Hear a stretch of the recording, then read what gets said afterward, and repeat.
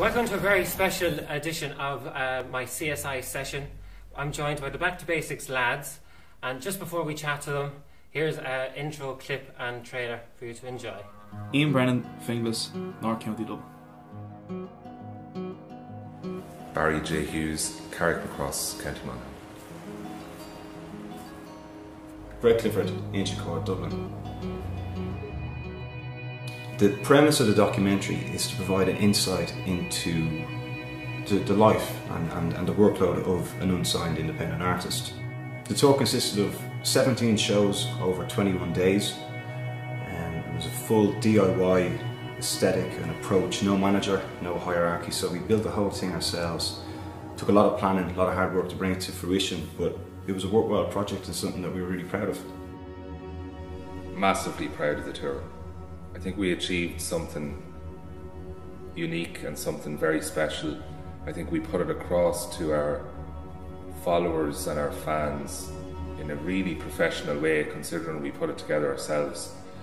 It was mad to think of the workload that went in, and I imagine the other lads are as well, but I'm super proud of what we did and the achievement we set, 'cause I don't believe this has been done before at least recently anyway.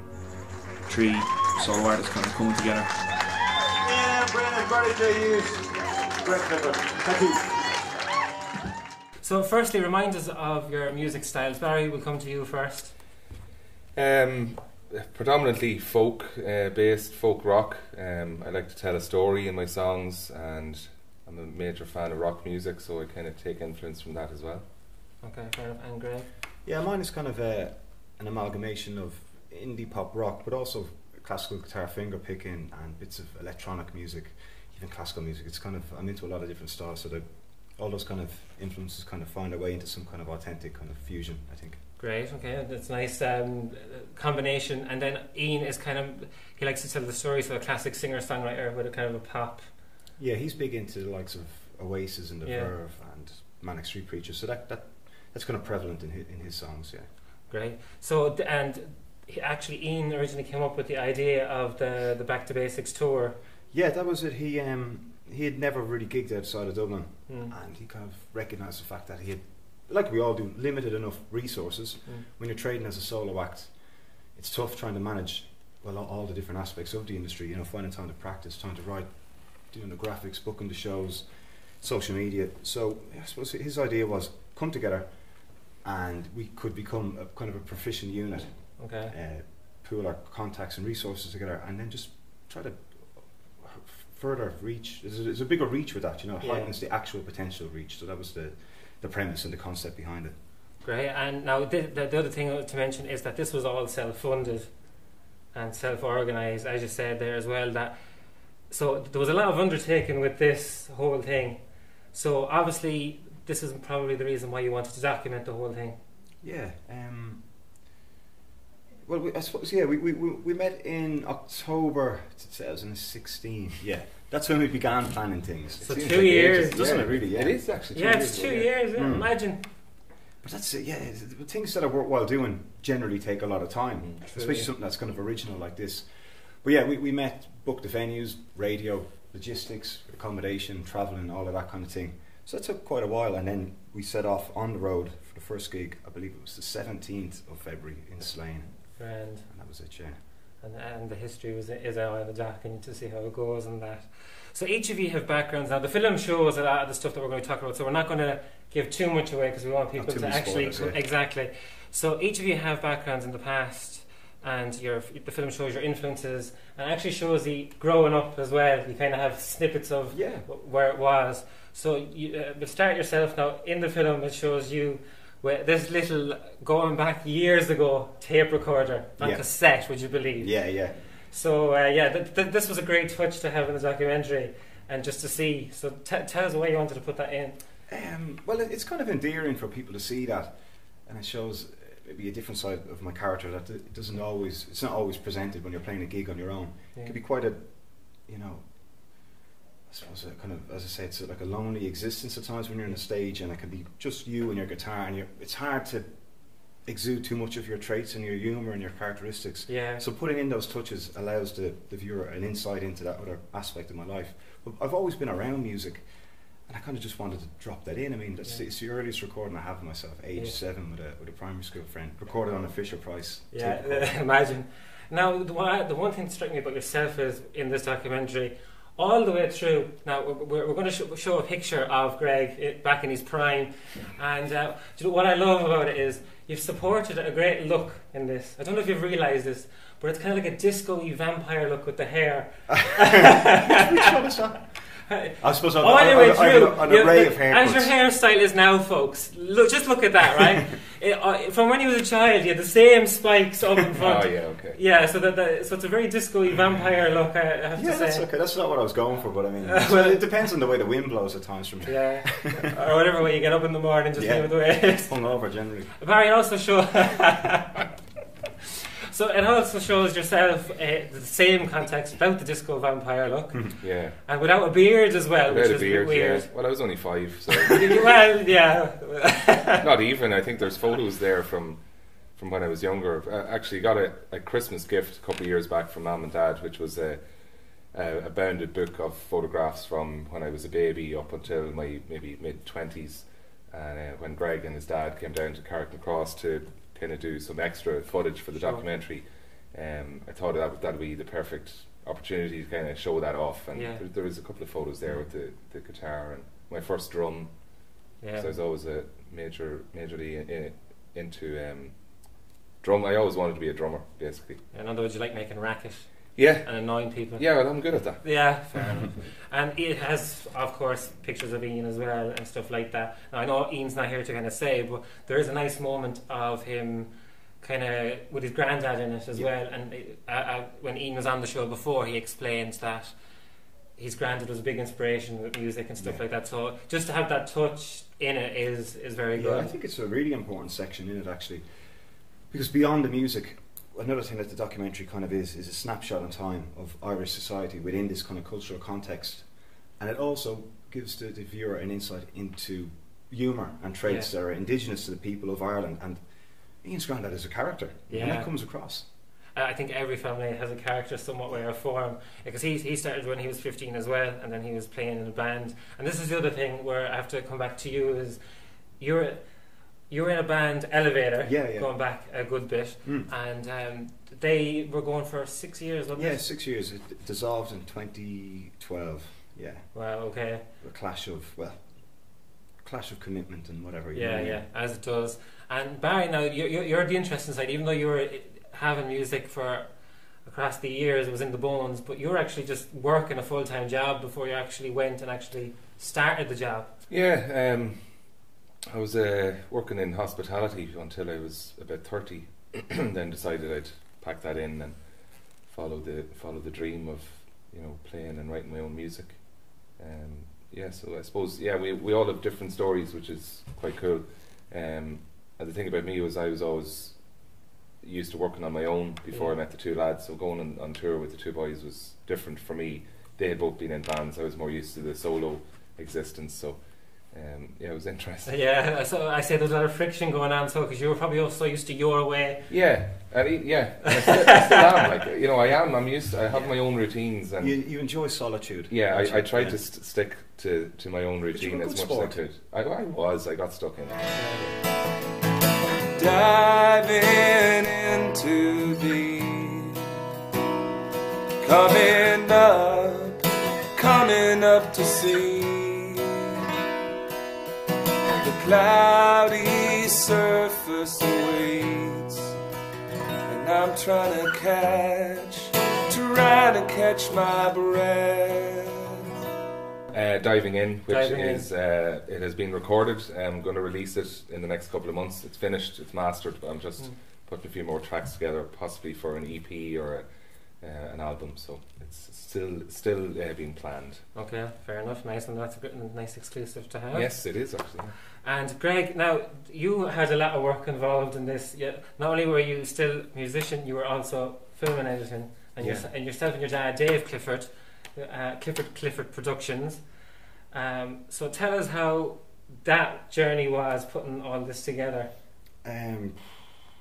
Well, I suppose it was because we did it within a part-time capacity, in that there was no funding. There was no funding for the tour or for the actual the actual editing phase or anything like that. So we could only really do 1 day a week generally. Now we put in like a 12-hour shift from January up until August, but basically right up until the first time it was screened up at Cartmacross at the Arts Festival. But yeah, and it was an interesting kind of organic process anyway, the whole thing, in that we had no grand plan or design to actually make a documentary. Sure. We thought we might take a little bit of footage along the way, compile it for a YouTube video. But he came along to the first gig. Initially he was just going to take photographs. Really. Took a bit of footage, and I was like, yeah, it's looking well, do you want to come tomorrow? He came to Waterford, then he went to Galway. He just came to the 17 shows altogether. And then as the story was kind of unfolding and kind of presenting itself, we were like, well, this is an area that's never been documented before. And that kind of renders it relevant in that kind of regard. So we said, yeah, we're just going to put stories together and show the struggles, the highs and lows that exist within that kind of unsigned realm. The actual editing phase, we were learning as we went. This is the first time we've ever made a 90-minute documentary. Yeah, as a statistic here, one camera filmed the whole thing. Yes. And it turned out to have 1 terabyte worth of footage. Yes. Wow, that's a lot of hours. A lot of hours looking at footage, yeah. Yeah. A lot of scrapped material there. A lot of outtakes. I can imagine. So I want to know, we're going to show some of your outtakes here as well. Oh, lovely, yeah. So this is going to be great. This is what they're really like in action, folks.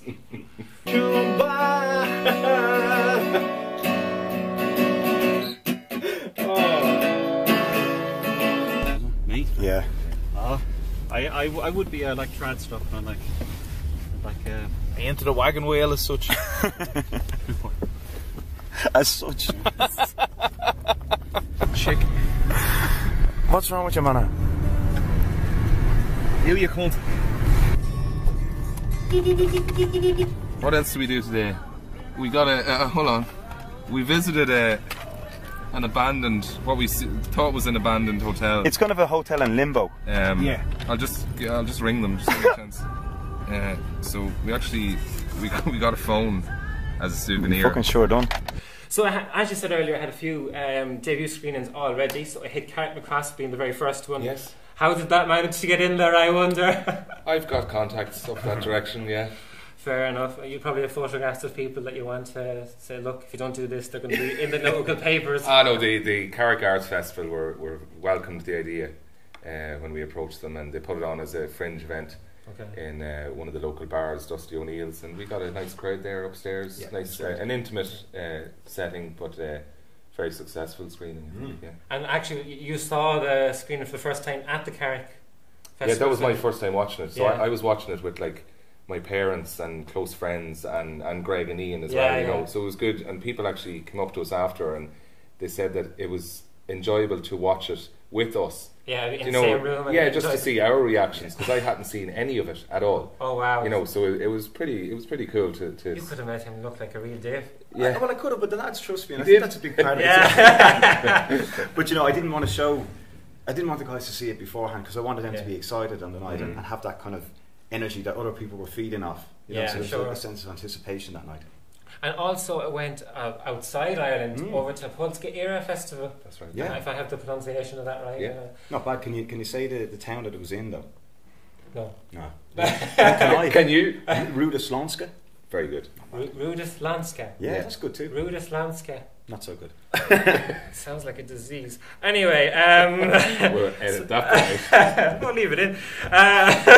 So the next premiere is we're actually backstage for this next premiere, and aside from the Sugar Club, which had a fantastic turnout, I almost filled the room, and at the end, and it was a very heartwarming experience because there was a standing ovation at the end of it to show the whole outcome of it. So did you start the standing ovation? Did you? Was that you that got up? I was, myself and one of your old workmates, Ella Englishby. Oh yes, she was in the. I was sitting beside her, and we were pulling the piss out of you as always. And Greg with his disco vampire haircut. That's me, man. It's a fucking trademark. Yeah, only you can do it. So, and as we're backstage in the Nuns Island Theatre, where it's going to be screened in Galway on the 16th of November, and it kicks off at 8 o'clock, doesn't it? Yeah, doors 7:30. 7:30, perfect. And then, screen around 8 o'clock. Go along low street, now back on me back again. Oh, long lost stray, and now you back on me back again. I said, now fare thee well to you, my friend, and I give you all the loving that I can send. You're a long lost friend, and now you back on me back again. I know that I'll see you again.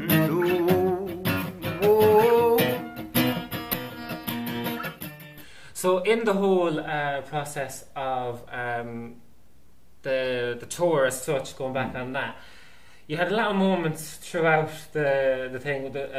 There's fun and there's some bad ones. So let's have a taste of what your good ones are first. The good ones. Anything spring to mind? During the tour, is it? Yeah. I think from watching the documentary again, the Sugar Club just kind of brought back the fun we had in Bray. Oh yeah. After the gig, you know, work out how to work the photo booth. Yeah, we had good fun there. That was definitely one of the good ones. And then I think when we visited Galway, that was, we've kind of said as well that was really going on tour, because we were more or less heading back home each night after the gigs, apart from the Galway stint, you know.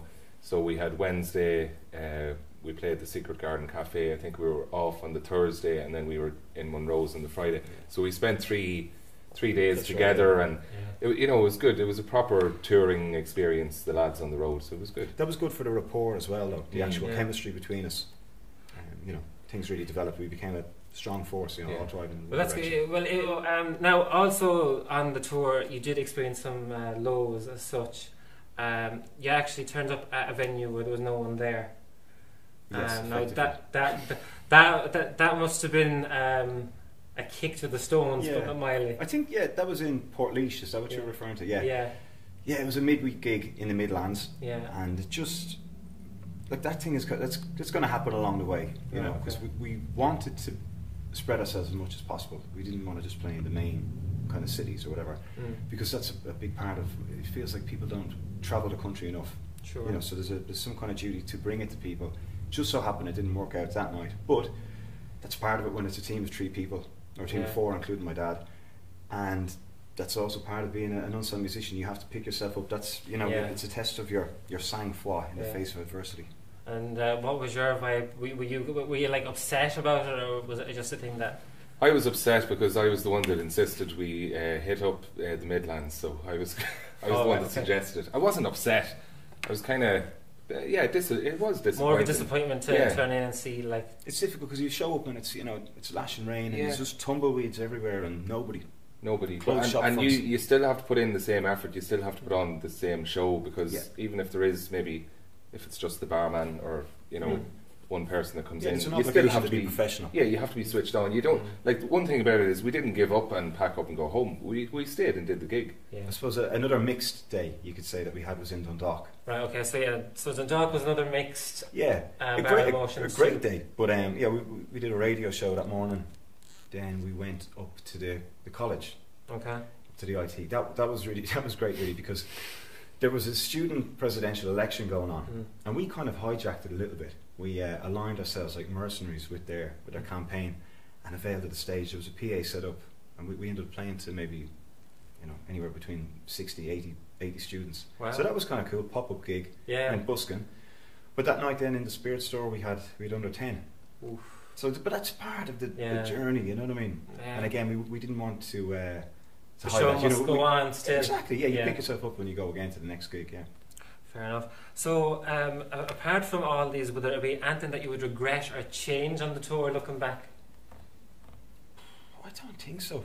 Like, I mean, Barry was saying that we played that gig in Portlaoise, but I think that's an important part, or even just a mini chapter, to show the viewer that is the reality of it at times. I mean, people have kind of perceptions and rose-tinted glasses when it comes to music and this romanticism, but it's a tough slog, you know what I mean? So personally, no, I don't think so.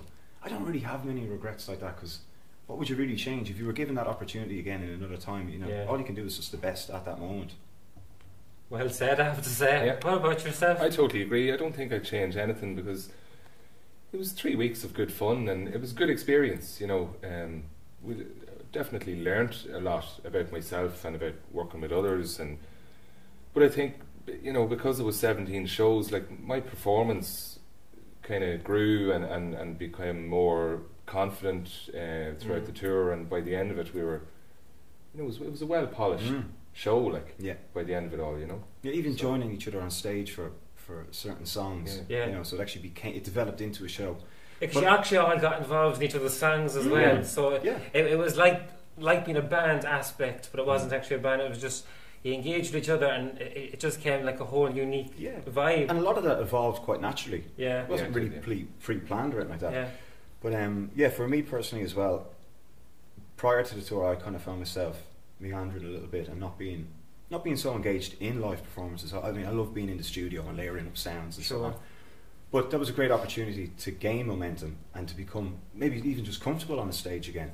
So that was good. That kind of rekindled my lust and interest in live performance.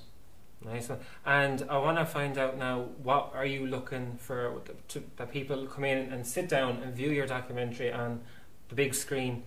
What are you hoping that they take home from watching it? Well, I suppose there's a few things. I mean, if you are a musician, unsigned, starting off, well, I think it is quite an inspirational story. Yeah, it's sobering in some places, but it's measured. It's real. You know what I mean? So if you're not cut out for uncertainty and sporadic jobs here and there and a thick-skinned, because you know you have to be thick-skinned in the industry, then maybe it's not for you. But there's so many other highs. I mean, the people that you're meeting, it's liberating experience playing music and being on the road. Yeah. So I think it's kind of inspirational. It's an insight for people that may not be familiar with an area, and there's humour. But there's humour in it, and it's a very Irish film too. Yeah, as I had the luxury of coming to the Sugar Club and seeing it, it's not a documentary where you sit back and go, oh, this is going to bore you. You're actually with you from the very start, and you're there right beside you, whether you're in the room or not. You actually are beside each other, and you're like, this is their journey, and it's like you telling the story so personally. That's, like you said, it was unintended, and it just came together. Yeah, really naturally, like, so. That hats off on the production side of that. Yeah, thank you for that. I agree. Yeah, no, it really is. So after the tour had finished, now he disbanded from the whole thing. What was it like from the come down? Because I haven't actually had a chat since then with the two of you together. Well, three, but two. Well, there was a bit of a heavy come down for yourself, as you admitted in the documentary. There was, I mentioned that in the documentary, that it was a heavy come down. But what was interesting was Tuesday night in the Sugar Club, a friend came up to me and he says, it was interesting to hear you saying that, because I remember you when the tour finished, and I remember you saying that it was tough, and you know, I can't remember exactly what he said, but looking back, I can't really remember now, you know, what it was like, because it's so long ago. But a friend of mine does remember that. You were a bit kind of finding it tough, you know. And I think we finished on a Sunday night. Yeah. And generally, I would gig towards the end of the week anyway. So Monday, Tuesday, Wednesday, we're like, right. So that's it then, is it? As you say, to quote you, it was like being dropped in a black hole. A black hole. There you go. Black hole. And for me, well, that was over, and then I had to get stuck into filming more interview sections for the documentary and editing.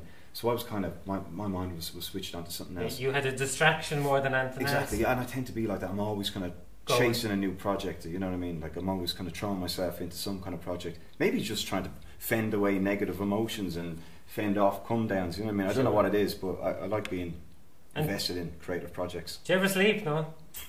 Not much. Sometimes the body rejects me and I have to hibernate for just a couple of days. Just pass out, like. Yeah. Jesus. And an important note as well, between all of this, you ended up getting married. Yes. You signed your life away. I wouldn't say that now. I know. She's a cracking girl. She has. I met her at the premiere, and she's a lovely lady. And she's quite a musical girl as well. Great. She sang on 2 tracks on my album. Oh, wow. And we plan on doing recording another track sometime in February or March. Very nice. So I'll have to send her the sympathy card for to be putting up with you. So anyway, so would you ever work together again then? Yeah, well, we gigged in Poland. Yeah. You know, at the Ruda Śląska Polska Era Festival. So we'll definitely do bits and pieces together. Yeah, especially now the documentary is over. Yeah. Oh, big time. Yeah. Well, like, I wouldn't have known Greg at all before the tour, so you know, found a good friend there. Yeah. He's an excellent graphic designer too, so he's always doing stuff for me. Yeah. Fair enough. Mates rates, you know. Cheap labour. But you know, the thing is, maybe the documentary isn't really over. In ways, maybe the documentary is only beginning. Oh, way up, folks. You know, genuinely. Yeah. This will be screening 4 will happen, as you say, next Friday here in Nuns Island Theatre. But we're aiming to get into European film festivals. Yeah. So that's where there's more screenings to come after this. I would hope so. Yeah. Yeah. So fingers crossed. Hopefully that it gets the justice it deserves. If I'm honest. Mm-hmm. So what's next for you independently then, separate going forward, Barry? Well, as I mentioned, I'm recording at the moment, so it's been about well over a year and a half since I released any studio work. So I'm enjoying that process. No major plan as to a release date or anything like that. Yeah. And just planning out the next year, where my gigs are going to be, what I'm doing, you know. Yeah, that's really it for me. Anyway. And you're working on. Yeah, well, hopefully. I spent the last few days learning how to do stop motion videos because I want to create a new music video for a track I'm going to release at the end of November. Okay, cool. So I don't have long to do it, but I'll do it. So that's my plan, and I'm going to begin a new album in February or March. I really want to get back into the studio. I have a lot of new songs and new ideas and different instrumentation I want to experiment with. So yeah. Fair enough. So watch this space, folks. So on your music is available on iTunes, Spotify, the usual bits and pieces. Yeah. And you're all on social media as well. Ian's on social media under Ian Brennan, or Ian all the ends Brennan. It's hard to keep up with all the ends in his name. I think it's 5 in total. 5. Yeah, so he's gone by IANN Brennan. All right, okay. Yeah. Fair enough. So to find him, search that. Greg Clifford Music and Barry J Music. Sure. Now, Barry J Hughes. Sorry. Barry J Hughes. Yeah. Music page, right? Yeah. Okay, fair enough. Now, I actually got a message in from your fans, Greg. Okay. Right. Okay. Oh, 2 of them, is it? Well, there's a flock because something was trending, very much so, right, about you. Now, I don't know. You obviously have no clue about this, right? I think you might. Don't worry. Yeah. Don't worry. So there's an exclusive. So as they knew you were coming in chatting to me, so they said, "Will you pass this on to Greg?" So I said, "No problem." So they want to get, as you're all on social media and stuff like that, that we have to get something trending. Greg Clifford needs an Instagram account badly. Look at the old picture of me. That's from 2012. Lovely. This is very peculiar. I like that. Put it on you there now. Slip it over the head. I won't be putting it on there. With the long sleeves popping out. I'll put it here proudly though. Yeah, nice one, yeah. So Greg Clifford needs an Instagram account, so we have to hashtag that. The hashtag is there, and if you click on it on Instagram, you'll find him. Yeah. through other people, but you will find it eventually. So maybe eventually, but you know, like it's really hard to find time to balance everything. Like I want to get into. It's create an Instagram account. It's not doing court duty or anything like that. You got to put good content up on it, don't you? Yeah. But can't you put up stuff? Can't you put up stuff with the documentary? I suppose I can. Clips. No excuse anymore. Yeah, no, you have to do it. But this is the thing: when you're solo and independent, we're doing that all ourselves. Like there's loads of amazing bands and musicians, but they have management and all that kind of stuff to do that for them. So, and I do feel for you. You know, I do feel for you. Just do it, will you? Yeah. I'll do it. Listen, lads, thanks a million for coming in and Thank chatting to me today for this very special footage of the Back to Basics documentary and all that. Thanks for yourself for sending all in the stuff. And go see it in the Nuns Island Theatre on the 16th of November, right here in Galway City. You'd be a fool to miss it, if I'm honest. So the doors open at 7:30 and the show is 8 o'clock.